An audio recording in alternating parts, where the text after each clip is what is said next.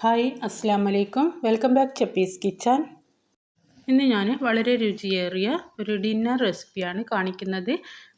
ഞാനിതാ ബീഫ് വരട്ടിയതും ഒറോട്ടിയാണ് ഉണ്ടാക്കുന്നത്. അതിന് വേണ്ടിയതാ ഞാൻ 1 കിലോ ബീഫ് എടുത്തിട്ടുണ്ട്. എന്നിട്ടിത് ചെറിയ കഷ്ണങ്ങളാക്കിയിട്ട് കഴുകി വൃത്തിയാക്കി എടുത്തതാണ്. ഇനി അത് നമുക്കൊന്ന് റെഡിയാക്കി എടുക്കാം. അതിന് വേണ്ടിയതാ ഒരു കുക്കറിലേക്ക് ഞാൻ ഒരു 2 ടേബിൾ സ്പൂൺ ഓയിൽ ഒഴിച്ചിട്ടുണ്ട്. ഓയിൽ ചൂടായതിന് ശേഷം ഇതിലേക്ക് നമുക്ക് സവാളയൊന്ന് വഴറ്റിയെടുക്കണം.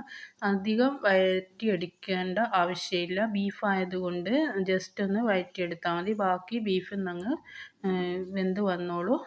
അപ്പോൾ ഇതാ ഞാൻ 2 വലിയ സവാള, പിന്നെ കുറച്ച് ഇഞ്ചി വെളുത്തുള്ളി ചതച്ചത്, ഒരു 5-8 പച്ചമുളക്, 2 തക്കാളി ഇതെല്ലാം എടുത്തിട്ടുണ്ട്. ഫസ്റ്റ് ഞാൻ ഇതിലേക്ക് സവാള ഇട്ടിട്ട് ഒന്ന് വഴറ്റിയെടുക്കുകയാണ്. സവാള ഇട്ടതിന് ശേഷം ഇതിലേക്ക് ആവശ്യത്തിന് ഉപ്പ് ചേർത്ത് കൊടുക്കുക. എന്നിട്ടിത് നന്നായിട്ടൊന്ന് മിക്സ് ആക്കുക.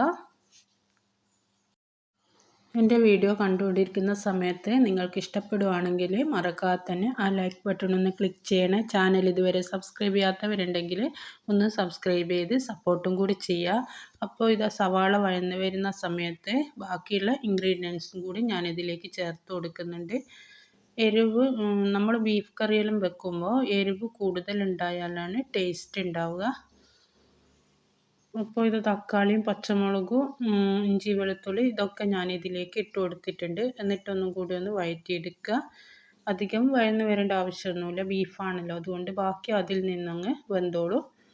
അപ്പോൾ ഇതാ നന്നായിട്ടൊന്ന് മിക്സ് ആക്കിയിട്ട് ജസ്റ്റ് ഒന്ന് വഴറ്റിയെടുത്തിട്ടുണ്ട്.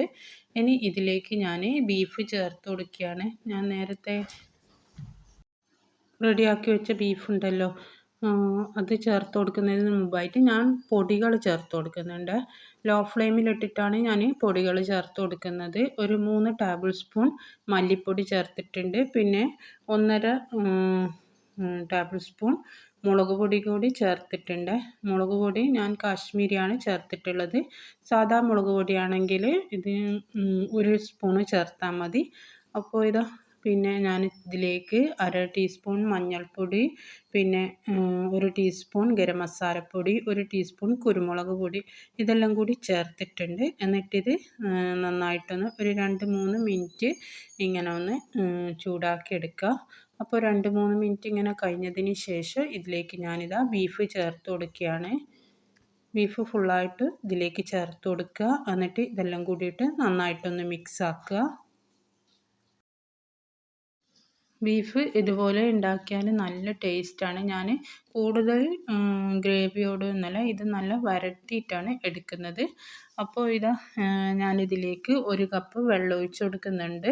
വെള്ളം കൂടുതൽ ഗ്രേവി വേണമെന്നുണ്ടെങ്കിൽ കൂടുതൽ വെള്ളം ഒഴിച്ച് കൊടുക്കുക. പക്ഷേ ഞാനിത് വരട്ടിയിട്ടാണല്ലോ എടുക്കുന്നത്, അതുകൊണ്ട് കുറച്ച് മാത്രം വെള്ളം ഒഴിച്ച് കൊടുക്കുന്നതാണ്. ഇത് വേവാനുള്ള വെള്ളം മാത്രം ഒഴിച്ച് കൊടുക്കുക.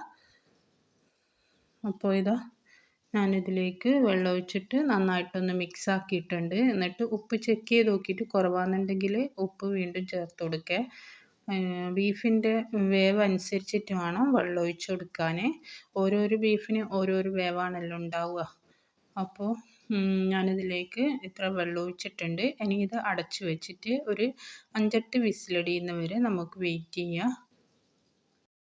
അപ്പോൾ കറി റെഡിയാകുമ്പോഴത്തേക്ക് നമുക്ക് ഒറോട്ടി റെഡിയാക്കി എടുക്കാം. അതിന് വേണ്ടി ഇതാ ഒരു പാൻ വെച്ചിട്ടുണ്ട്. എന്നിട്ട് അതിലേക്ക് ഇതാ ഞാൻ നല്ല ചൂടുവെള്ളത്തിൽ കുതിർത്തിട്ട് അരച്ചെടുത്തതാണിത്. എന്നിട്ട് ഞാൻ കുറച്ച് ആമീസ് പൊടി ചേർത്തിട്ടൊന്ന് ടൈറ്റാക്കി എടുത്തതാണിത്. എന്നിട്ടിതാ ഞാനിതിലേക്ക് പരത്തി വെച്ച് കൊടുത്തിട്ടുണ്ട്. അധികം കട്ടിയിലുമല്ല, എന്നാൽ ഒത്ത ഒരു പരുവത്തിലാണ് ഞാനിത് പരത്തിയെടുത്തിട്ടുള്ളത്. ഇനി ഇതാ ഇത് നമുക്കൊന്ന് തിരിച്ചും മറിച്ചുവിട്ട് ഇതിൻ്റെ സൈഡൊക്കെ ഒന്ന് ഉരുട്ടിയെടുത്തിട്ട് നമുക്കിത് ചുട്ടെടുക്കാം.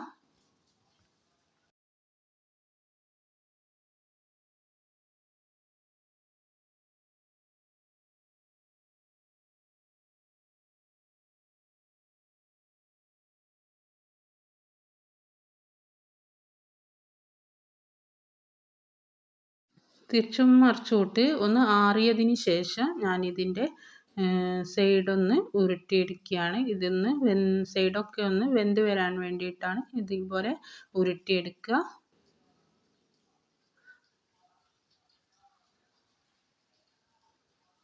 ഇതുപോലെ നമുക്ക് ഫുള്ളായിട്ട് റെഡിയാക്കി എടുക്കാം. നല്ല കിടിലൻ കോംബോ ആണ്. ഒറോട്ടിയും ബീഫ് വരട്ടിയതും നല്ല ടേസ്റ്റാണ്. ഇത് അധികം ആളും ഉണ്ടാക്കാറുണ്ടാവുമായിരിക്കും, എന്നാലും അറിയാത്തവർക്കായിട്ട് ഞാൻ പറഞ്ഞതാണ്. അധികം ആളും ഇത് ഉണ്ടാക്കും, പക്ഷെ ഉണ്ടാക്കാത്തവർക്ക് മാത്രമായിട്ടാണ് ഞാനിത് പറഞ്ഞു തന്നത്. നല്ല ടേസ്റ്റാണ്.